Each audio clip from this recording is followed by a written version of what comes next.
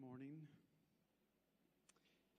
My name is Pastor Larry Moore. I'm the associate pastor here at World Harvest Center, and I get the privilege and the honor of sharing a poem with you that John wrote just shortly after Mildred passed away, and the name of it is Later. And John said, I'm not sure that I'm going to be able to get through it, so I'll give it to you to read, and so I hope I can get through it. But the poem is called Later.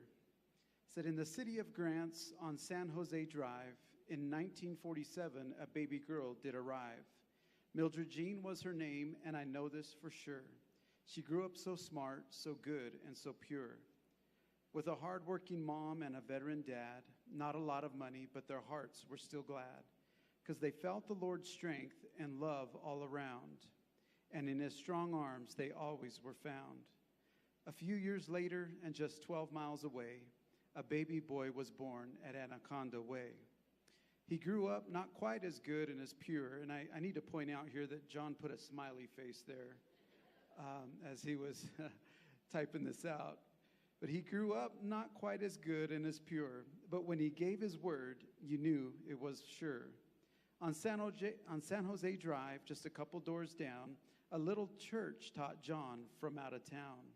Along with the girl from just down the street, they both praised God there, but never did meet. But God had his plans unknown to us then. Later they'd meet, but God would say when. Mildred grew up smart, as Grants High School soon found, and salutatorian she would soon be crowned. As smart as she was, college was not for this time. God's plan for these two was falling in line. When John finished high school and went to Grants Branch, guess who worked there? Not just luck or happenstance. She sat behind the desk as John stood in line to sign up for college the very first time. He filled out the forms and talked for a while, said see you later with a grin and a smile. Both were in drama and worked together on plays. That's where the bond was forged that always did stay.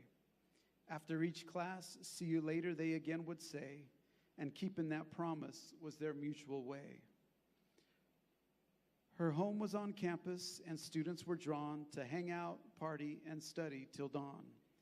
The connection was growing each passing day. Before either knew it, they couldn't stay away. Associates they earned, 6 people that May. The 2 in our story chose UNM that day.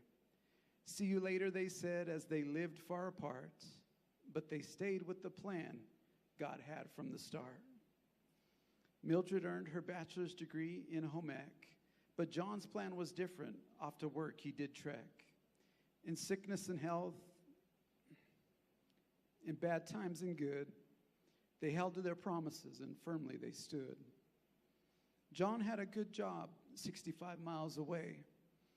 Sometimes was gone 18 hours a day, but always said later, sealed with a kiss, I'll be far away, but it's you I will miss. To Farmington they moved, not sure what lay before, but God's plan was sure and promised so much more. Marcella and Billy were already up there, waiting on Miller's future events, unaware.